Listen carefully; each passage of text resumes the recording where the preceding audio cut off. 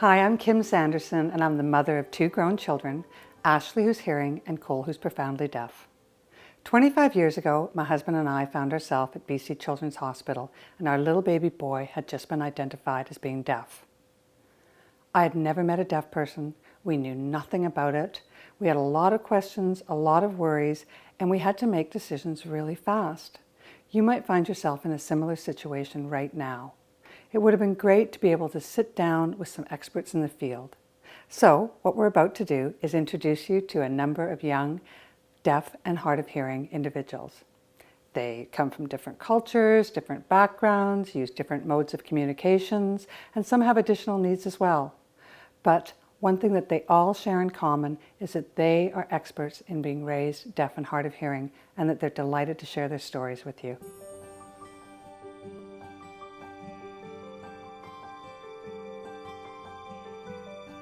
Hi, my name's Kelsey and I'm 24 years old and I have a mild to moderate and moderate to severe sensory neurohearing loss. Hi, my name is Amar. I'm 19 and I'm deaf. Hi, we're the Left family. My name is Curtis, which is my wife Monique, and our 3-month-old baby Rachel. Monique and I both have a profound hearing loss, but Rachel is hearing. Hi, my name's Erin. I was born deaf. I have a 15-month-old daughter. Her name is Bridget, and she's hearing. And this is my sister. Hi, my name's Kristen. I was also born deaf. And I also have a cute son named Quentin, who's 3.5. Hi, my name is Felicia Lovato. I'm 25 years old and I identify as culturally deaf, but I also call myself hard of hearing. Hi, my name is Cole Sanderson. I grew up in Vancouver and I'm deaf. Hi, my name is Bowen. I'm 23 years old. I have a severe to profound hearing loss. I was diagnosed when I was 2 years old, and I actually had hearing aids for a couple of years before I had my cochlear implant on my left ear. Hi, I'm AJ Brown. I'm an artist, and I'm deaf, and I have cerebral palsy. Hi, I'm Jesse Kazemmer, and I'm 18 years old. I have a severe rising to moderate conductive hearing loss due to bilateral microtia atresia. Hello, I am Ryan Olis. I'm deaf-blind with low vision. Hi, my name is Simran Burr. I'm 18 years old, and I have a mild to moderate hearing loss. Hi, my name is Patrick. My last name is Caldecott. And I'm 25 years old, and I'm deaf. Hi, my name is Rosalind Hall. I'm 25 years old, and I can be described as hard of hearing or as deaf.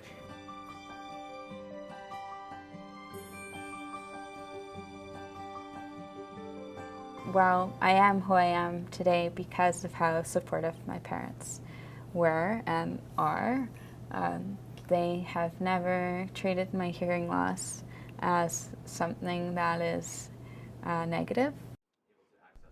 My parents have always encouraged me to be involved in a variety of sports and to try different things. That encouragement for me to be involved is definitely how I've become successful. My parents were absolutely my advocates from the moment I was born, from the moment my hearing loss was first diagnosed. They were looking for the best programs, the best ways to help me.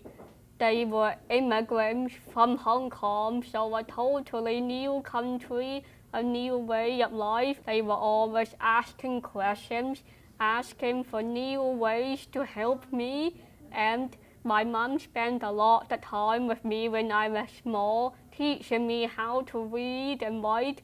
So she would take me to the library, to the story time, and just sit there and rocked me in her lap while we both listened to the story.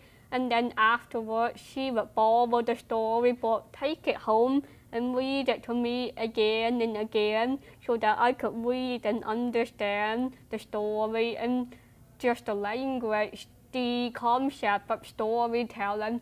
And I think that's made a big part of who I am today.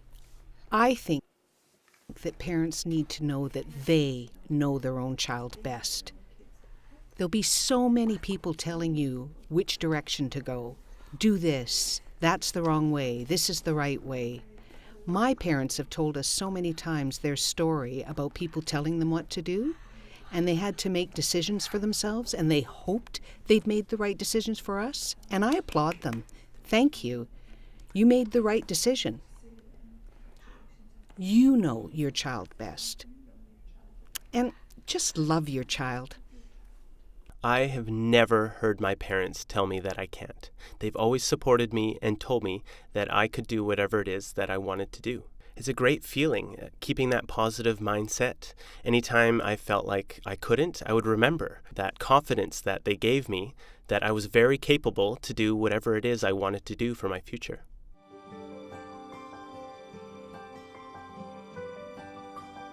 When I was born, my papa, it was one of his concerns that I would not be able to enjoy music. That was really big for him because he really enjoys, listening to music and all that. And he was really worried that I wouldn't get that out of life, right? I started playing music when I was 7, I believe. I played a year of piano and then switched to violin, which has been my main instrument for 11 years now. It's been, as I said, a huge part of my life. Honestly, it's always been part of my personality. I just love meeting new people.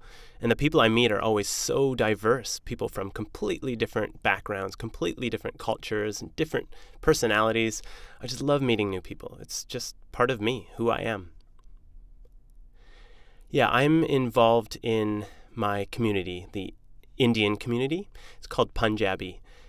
And that's a culture. It's where I'm from, my background, my family. And I get involved in that community. We share the same culture. We have different events and gatherings. I'll volunteer during the summertime.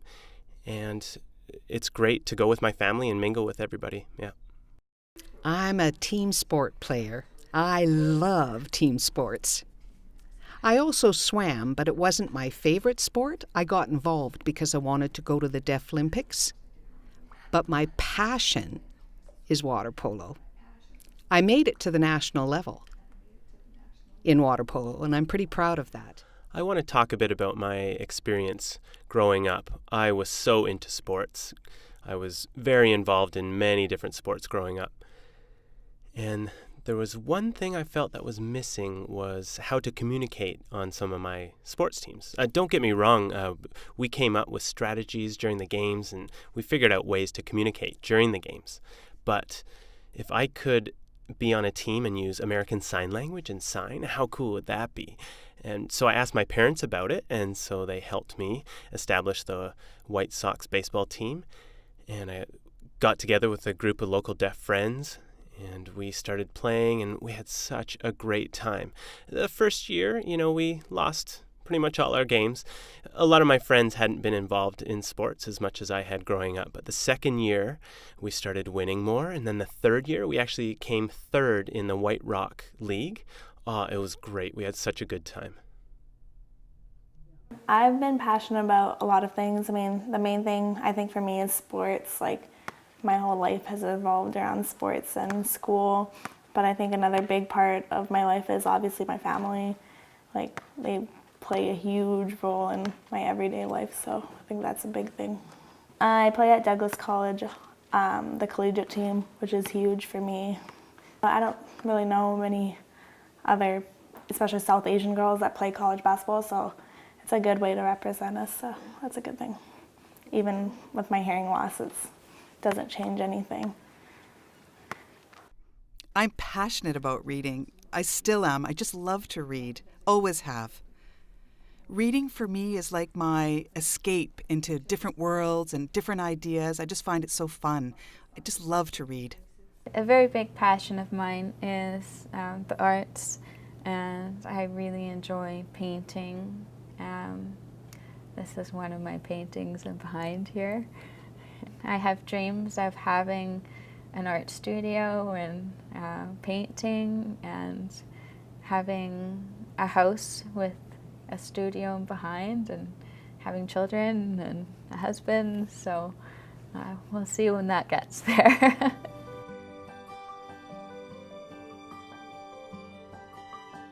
I did have very supportive teachers, and I had a lot of help with assistive listening devices such as my FM, and the student basically, I was just another kid. Going through school, I really enjoyed it. It was, I was happy to go to school every day.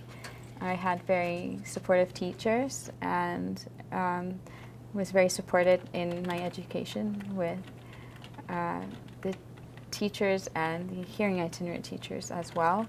I was in the deaf education program, and I had deaf classmates, and we could communicate with each other really well. We could really get into things. We had mutual understanding. I could really feel what the other person was feeling, and with different backgrounds and different cultures, we could share all that with each other. It was also great to have deaf teachers that were signing all the material, and I felt like I was on par with them, and I had that connection.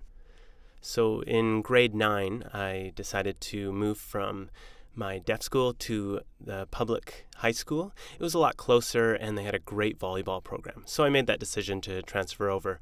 It was an integrated class. I was the only deaf student in entire school of hearing people, and I made a bunch of hearing friends, and I happened to meet my girlfriend, actually. She's here today. Come on over. Well, I guess he came to my high school, and I'd never really met a deaf person before, and I thought, oh, cool, sign, it's a different language. And he had a good vibe about him. You could always tell Cole was a really positive person by his energy, and I thought, well, I want to learn some sign. So we set up ASL classes at our school, and I began learning more sign and communicating, and that's kind of how it all happened. I had the opportunity to go to Gallaudet University, and that experience changed my life because it was the first time I'd seen a lot of deaf and hard of hearing people that were just like me. I realized growing up alone in a mainstream school that I wasn't the only one. There were others just like me. Growing up with a hearing loss in school was, as far as I remember, completely a breeze. I never remember being teased or bullied or anything like that. I think mainly the reason for that was because I was always taught to be just totally comfortable with my hearing loss. It was just something that I was, or something that I am. And I think because of that, me being comfortable with it, everybody else was comfortable with it too, and there was never any issue. I'm currently attending Simon Fraser University, which is where we are right now. It's my first year here, and I'm studying engineering and loving it. It's a lot of fun. I just finished my studies here at UBC with a Bachelor of Science in Mathematics and a Bachelor of Education in Secondary. I have a BA in English and Communication Studies from York University in Toronto. When I moved back home, I made the decision that I would do a master's degree, which I've just completed. I have a master's from Simon Fraser University, and it's a Master's of Education and Curriculum Development. What's next? I'm not sure. I don't think I'm done school yet. I think there's still more to come. Looking forward to seeing what's next.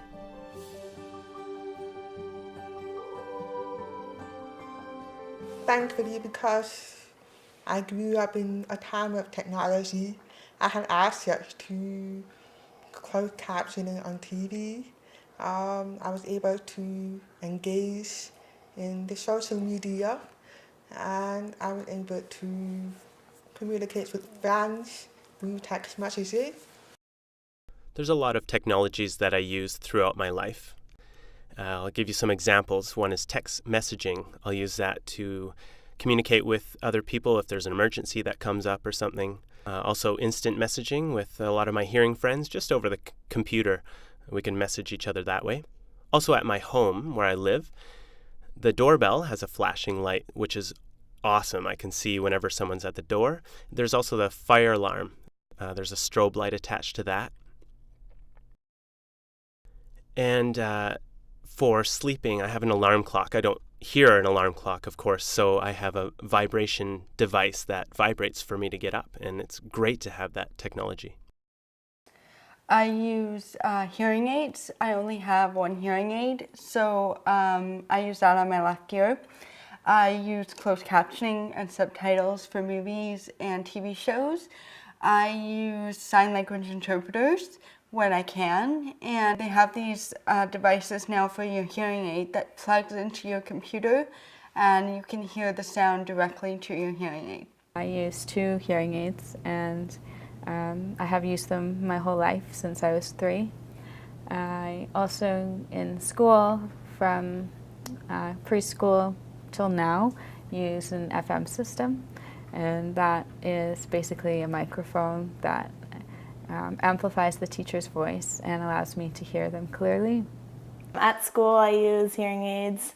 I also have an FM system that the teachers wear, so I mean, wearing both helps a lot.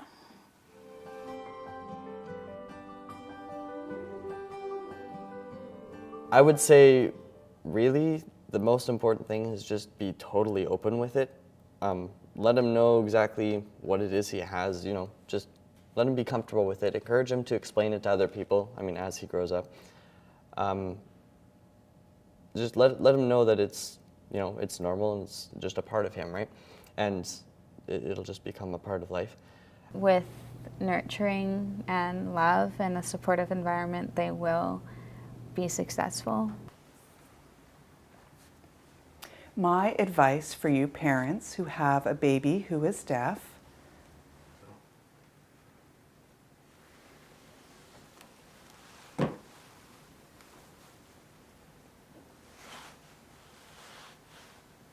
you know each child you have as an individual, and each will be just fine. You need to create a positive vibe that you accept that your child has a hearing loss, because your child can feed off that feeling from you if you have any negative feelings about your child having a hearing loss, which is understandable. But the most important thing is to enjoy every moment with your child. Let them be who they are. Encourage them to develop and succeed. Encourage them to get involved in different sports and to try different things. I would say, at the end of the day, just love your child. Don't focus on one thing about them, just focus on your child and letting them be a child. Not that they're a deaf child, but that they're just a child. Go out and enjoy each other, have fun, play, expose your child to different things, visit different places. Show them new things. Just have fun and enjoy it. They grow up so fast. You just want to take those opportunities and really cherish them. And value what makes your child who they are. I've gone to several different deaf international events. I've been to the Deaf Olympics and the World Championships, and I've met so many deaf people who have been very successful in their own lives. I've met deaf doctors, people with their PhD, lawyers, business owners, millionaires even. So many different people, and I've been so impressed. Really, it's important to remember that a deaf person can succeed. They'll be fine, you know, as long as they have a positive attitude, they'll make it. The most important, essential, urgent thing is to establish some sort of language communication with their child, be it sign language, spoken language, braille, what have you. The most important thing is to set up some communication so that they can start getting an overview concepts of the world, and so that they can start to express their own ideas. And then who knows where they can go, it's up to them. Yeah, kids shouldn't have limitations, you know, if their parents find out they're deaf. They're just like a hearing kid. They can do everything the same in the hearing world. It's also very empowering to see so many successful people out there who have hearing loss. It doesn't affect what you can do in this life.